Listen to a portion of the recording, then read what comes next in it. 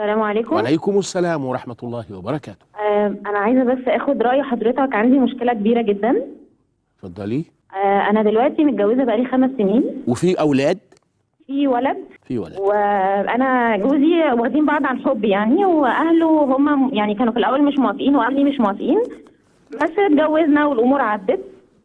من أول ما اتجوزت أهل جوزي عاملين مشاكل جامدة جدا، وهو دايما يقول لي انا اهلي وحشين، انا اهلي وحشين وخلاص استحملي، وانا راجل وانا احميكي. من يوم ما اتجوزت وانا بتبهدل، ضرب، اهانات، يسيبني ويسافر مع اهله في الاعياد، يسيبني في المناسبات ويروح معاهم. المهم يعني كل اللي حواليا قالوا لي طب خلاص خليكي اهدي، بعد الخلفه الدنيا بتتغير. خلفت ابني عنده 2.5 سنين دلوقتي.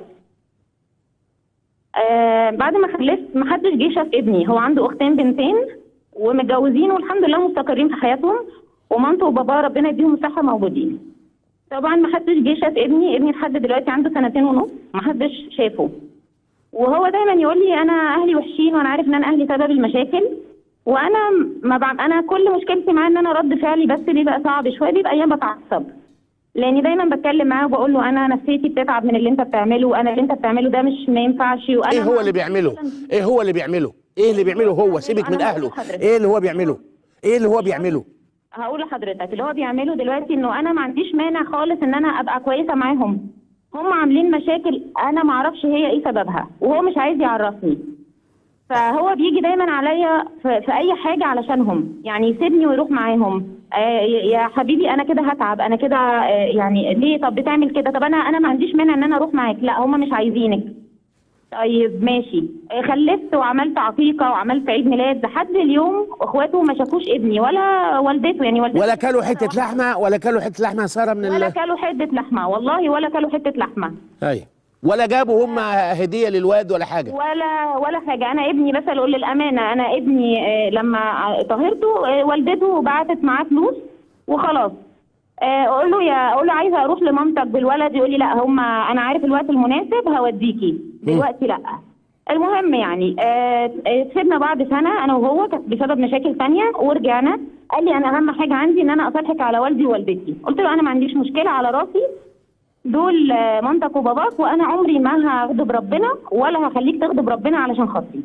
فضلت مستنيه، احنا رجعنا لبعض شهر 5 اللي فات، فضلت مستنيه ان هو يصالحني على مامته. طبعا بينزل كل خميس يروح عندها ومع اخواته، وطبعا ما حدش بيسال في الولد. وانا دايما اقول له انا عايزه الولد يبقى ليه اهل من ناحيتك، طبعا. من ناحيتك، من ناحيه اهل ابوه. هم ليه بيعملوا مع الولد كده؟ طبعا. يقول لي سيبي الظروف سيبي الظروف، وانا ساكته. جه من اسبوعين بيقول لي انا عايز اخد الولد عند اهلي. قلت له طيب انت هتاخد الولد عند اهلك لوحده؟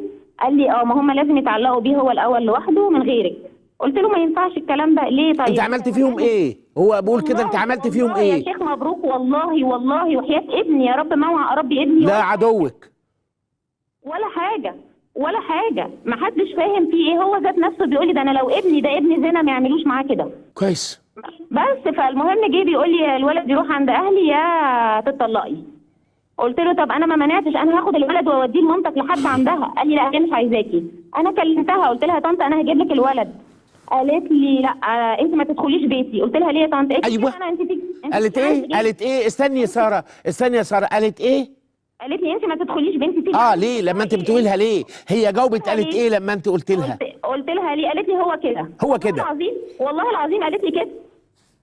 وبعدين باعت المحامي بتاعه، حصل خلاف بينا، وبعدين والدي كلمه، وبعدين هو ما ردش على والدي، بعت المحامي بتاعه.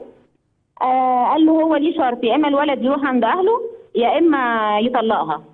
فبابا قال له طيب ما هي تاخد الولد وتروح لاهله. قال لها المحامي رد قال لا هم مش عايزينها، هم عايزين الولد بس. طبعا هم بيكرهوني. انا دلوقتي مشكلتي انه انا لو وديت ابني هم بيتكلموا عليا بطريقه وحشه جدا وبيهنوني، هيطلعوا ابني مريض نفسيا، وانا عايزه اربي ابني تربيه سويه، وانا ست لا بروح شمال ولا بروح يمين، انا قاعده في بيتي. يعني هتسمعي نصيحتي؟ اتفضل. لو دي المشكله الكبيره اللي انت صدرت بيها مكالمتك، اللي انا حرصت ان ما اقاطعكيش فيها ابدا ولا اقاطع حد من حضراتكم، بس لو هتسمعي نصيحتي في دقيقه واحده، حمل واد واستني قوي، مش من الحمام مع باباه ولا حاجه، ولبسيه اجمل هدومه ووديه مع باباه لان ده باباه. ولو انت خايف على ابنك قراط انه يطلع مريض نفسي، هو خايف عليه مليون قراط. وهد الدنيا جدا، لان ابنك ده لو اسمه محمد هيبقى محمد، لو جوزك احمد هيبقى محمد احمد عبد الغفور البرعي، وانت بنت السنوسي. فالاساس الولد ده بتاعه يا حبيبتي، هو ياخد ابنه، وانت ما تتشرطيش انك تروحي معاه لغايه لما الدنيا تهدى. وانا على يقين ست ساره ان في حاجه انت عارفاها، وانا ممكن احترم حضرتك جدا انك ما تقوليهاش على الهوا، بس في حاجه، الحاجه دي انت عارفاها، هي طولت شويه، افورت شويه عندهم فكارهين دلوقتي.